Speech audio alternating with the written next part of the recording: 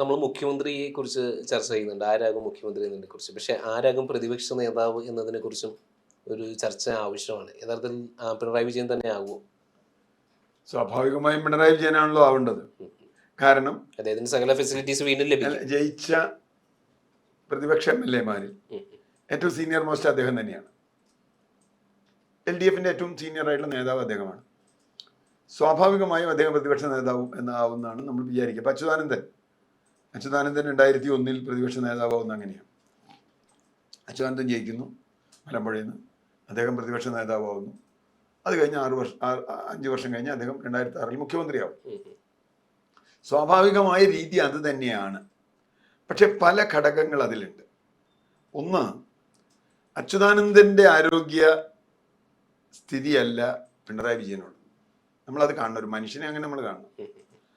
ഉമ്മൻചാണ്ടി പ്രതിപക്ഷ നേതാവാതിരുന്നു, കാരണം അദ്ദേഹത്തിന് ആരോഗ്യ പ്രശ്നങ്ങളും ഉണ്ടായി. അദ്ദേഹം രമേശ് ചെന്നിത്തല പ്രതിപക്ഷ നേതാവായി.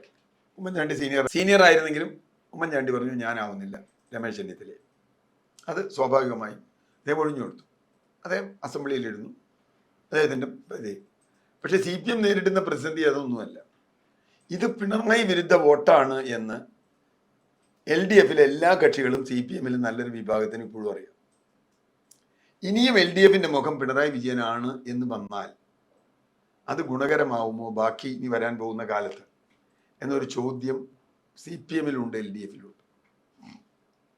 എല്ലാവരും പിണറായിയുടെ മുഖം വെച്ചതാണ് തെറ്റെന്ന് പല LDF ഹാൻഡിലുകൾ വരെ പറഞ്ഞു.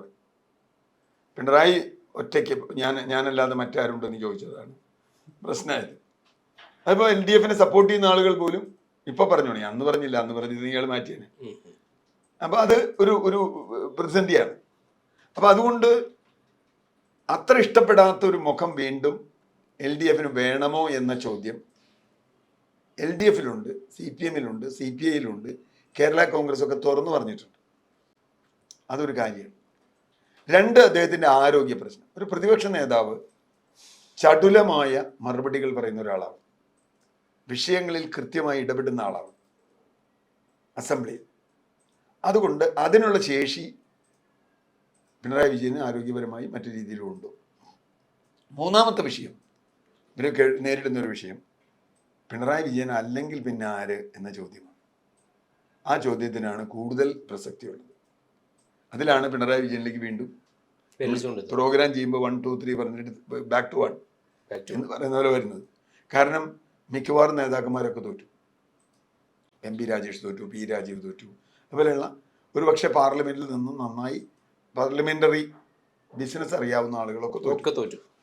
ഇനിയുള്ളത് ആകെയുള്ളത് സജി ചെറിയാൻ, അല്ലെങ്കിൽ ബാലഗോപാൽ, റിയാസ്, ഇങ്ങനെയുള്ള കുറച്ച് പേരാണ്. ഇവരിൽ ഇപ്പോൾ ബാലഗോപാൽ, ഞാനത് മോശം പറയുന്നില്ല, ബാലഗോപാലിന് കപ്പാസിറ്റി ഒക്കെ ഉള്ള ആളാണ്. പക്ഷെ ഒരു മൈൽഡ് പ്രതിപക്ഷ നേതാവായി പോകും, അഗ്രസീവ് അല്ല എന്നൊരു പ്രശ്നം CPM പ്രതിപക്ഷത്തിനകത്തും ഉണ്ടാവും.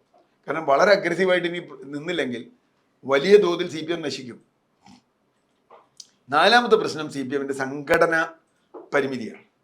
ഇപ്പോൾ കഴിഞ്ഞ കുറേ കൊല്ലമായി പിണറായിയെ ബേസ് ചെയ്തിട്ടാണ് പാർട്ടി ഉണ്ടായിട്ടുള്ളത്. പിണറായിക്ക് താല്പര്യമുള്ളവർ, പിണറായി പറയുന്ന ആളുകൾ, പിണറായിയുടെ ആളുകൾ, പിണറായിയുടെ സ്നേഹമുള്ള ആളുകൾ എന്ന അർത്ഥത്തിൽ ഈ പാർട്ടി വന്നതാണ് ഈ പാർട്ടിക്ക് ഏറ്റവും വലിയ കുഴപ്പം പറ്റി. അതുകൊണ്ട് 2ാമത് ആര് എന്നുള്ള ചോദ്യം ഇവിടെ ഉണ്ടായില്ല. ഇപ്പൊ കോൺഗ്രസിൽ 3 മുഖ്യമന്ത്രിമാർ പറയണ്ടല്ലോ.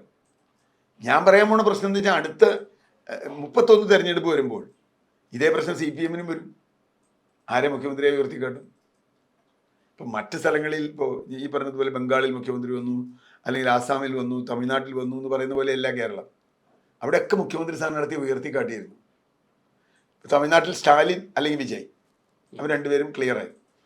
ബംഗാളിൽ സുവേന്ദു അധികാരി ചോദ്യമേ ഉണ്ടായിരുന്നില്ല, ആസാമിലും ഉണ്ടായിരുന്നില്ല, ചിലപ്പോൾ മുഹമ്മദ് റിയാസിനെ ചൂണ്ടിക്കാണിക്കാൻ പുതുശ്ശേരി ഉണ്ടായിരുന്നു. ഇനി മുഹമ്മദ് റിയാസിന്റെ കാര്യം, മുഹമ്മദ് റിയാസ് ഒരു മന്ത്രിയായിട്ട് ഇരുന്നിട്ടില്ല, MLA ആയിട്ട് ഇരുന്നിട്ടില്ല.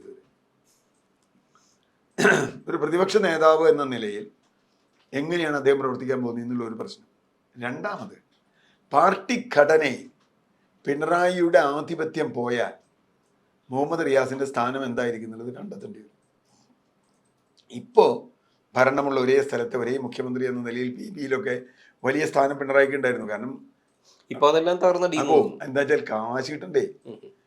ഇപ്പൊ MA ബേബിക്ക് ഡൽഹിയിൽ നിന്ന് ഇവിടെ വരാൻ ഇവിടുന്ന് അങ്ങോട്ട് പോകാനുള്ള കാശ് കൊടുക്കുന്ന കേരളത്തിൽ നിന്നായിരുന്നു. എനിക്കൊന്ന് CPM ഇന്ത്യയിൽ മൊത്തം ഫണ്ട് ചെയ്യുന്നത് കേരളത്തിൽ കേരളത്തിൽ നിന്നായിരുന്നു. ഇപ്പൊ എങ്ങനെ ഫണ്ട് ചെയ്യും? ഭരണമില്ലെങ്കിൽ ഇത് വരുമാനം വളരെ കുറയുമല്ലോ. ഇപ്പൊ എങ്ങനെ ഫണ്ട് ചെയ്യും? ആ ചോദ്യമുണ്ട്.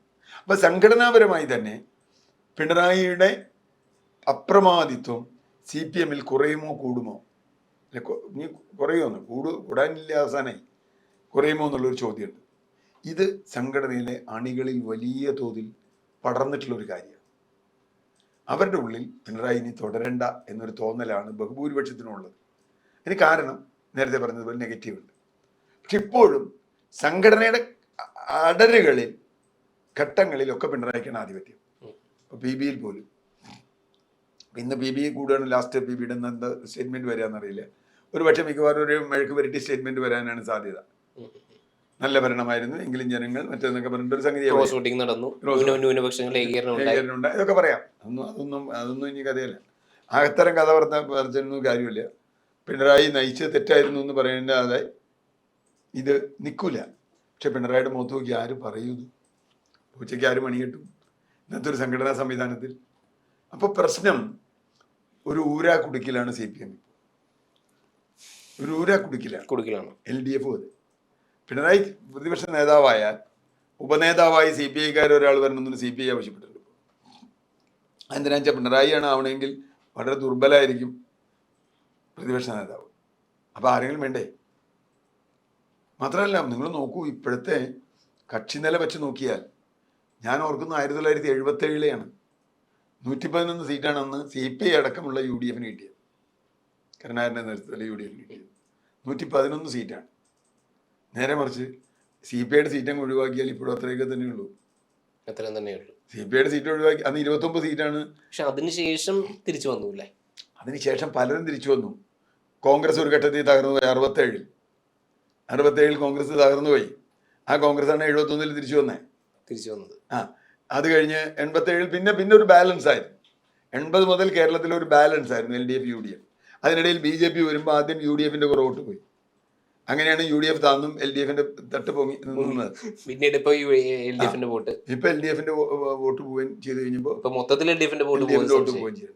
അപ്പൊ ഇനി എന്തായിരിക്കണം ഇനി LDF മുന്നോട്ട് വയ്ക്കുന്ന രാഷ്ട്രീയം എന്നത് വളരെ വളരെ പ്രധാനമാണ്. എൻ്റെ പ്രതിപക്ഷ നേതാവ് ആരാണെന്നുള്ളതല്ല, പിണറായി ആവാതിരിക്കാം. പക്ഷെ LDF ഇനി മുന്നോട്ട് വയ്ക്കാൻ പോകുന്ന രാഷ്ട്രീയം എന്താണ്? ആ രാഷ്ട്രീയം ഏതർത്ഥത്തിലാണ് മുമ്പോട്ട് പോവുക? അങ്ങനെ ചോദ്യങ്ങളുണ്ട്. ഇപ്പോൾ മാത്രമല്ല, ഇപ്പോൾ ഈ മുഖ്യമന്ത്രി തീരുമാനം വൈകുന്നതിൽ ഇന്നൊരു മാധ്യമം പറഞ്ഞൊരു കാര്യം, സ്കൂൾ തുറക്കാൻ പോകും. ശിവൻകുട്ടി മന്ത്രി പറഞ്ഞപ്പോൾ പുസ്തകമൊക്കെ റെഡിയാണ്. ഇപ്പോൾ ഇന്നൊരു പത്രത്തിൽ വന്നിട്ടുണ്ട്, പുസ്തകങ്ങളൊന്നും വന്നിട്ടില്ല. പുസ്തകമൊക്കെ അടിച്ച് റെഡിയാക്കി വെച്ചേക്കെന്നാണ് ശിവൻകുട്ടി മന്ത്രി പറഞ്ഞത്. പക്ഷെ ഇപ്പോൾ പുസ്തകം അടിച്ചിട്ടില്ലേ? നമുക്കറിയില്ല ഇനി എന്തുണ്ടാവും. ഇലക്ഷൻ കാലത്ത് ഇലക്ഷൻ വെച്ച ഉദ്യോഗസ്ഥന്മാരുടെ കാശ് പഞ്ചായത്ത് ഇലക്ഷൻ്റെ പോലും കൊടുത്തിട്ടില്ല. അതോടൊപ്പം തന്നെ നമ്മുടെ പോളിംഗ് ഏജന്റ് അതെ പൈസ കൊടുത്തിട്ടില്ല. BLO-മാരുടെ പൈസ കൊടുത്തിട്ടില്ല എന്ന് പറഞ്ഞാൽ, അപ്പോൾ ഒരുപാട് വെല്ലുവിളികൾ ഉള്ള ഒരു ഗവൺമെന്റ് വരുന്നതുകൊണ്ടാണ് നമ്മൾ മുഖ്യമന്ത്രി വേഗം വരണം എന്ന് പറയുന്നത്. പ്രതിപക്ഷ നേതാവ് അത്ര വേഗം വന്നോളന്നില്ല. മുഖ്യമന്ത്രി വന്ന് കുറേ കഴിഞ്ഞിട്ട് വന്നാലും മതി. അസംബ്ലി കൂടുമ്പോഴേ പ്രതിപക്ഷ നേതാവിൻ്റെ ഒരു പ്രശ്നം വരുള്ളൂ. എങ്കിൽ പോലും പ്രതിപക്ഷ നേതാവ് ആരാണെന്നുള്ളതല്ല, CPM എങ്ങനെ ഭാവിയിൽ അവരുടെ രാഷ്ട്രീയം മുമ്പോട്ട് കൊണ്ടുപോകാൻ പോകുന്നു എന്നുള്ളതാണ് പ്രശ്നം. അത് അവർ വിലയിരുത്തേണ്ട ഒരു കാര്യമാണ്. അതിനിടയ്ക്ക് 1-2 ചുമച്ചിട്ടൊക്കെ ഉണ്ട് കേട്ടോ. ഒന്ന് കട്ട് ചെയ്യണേ.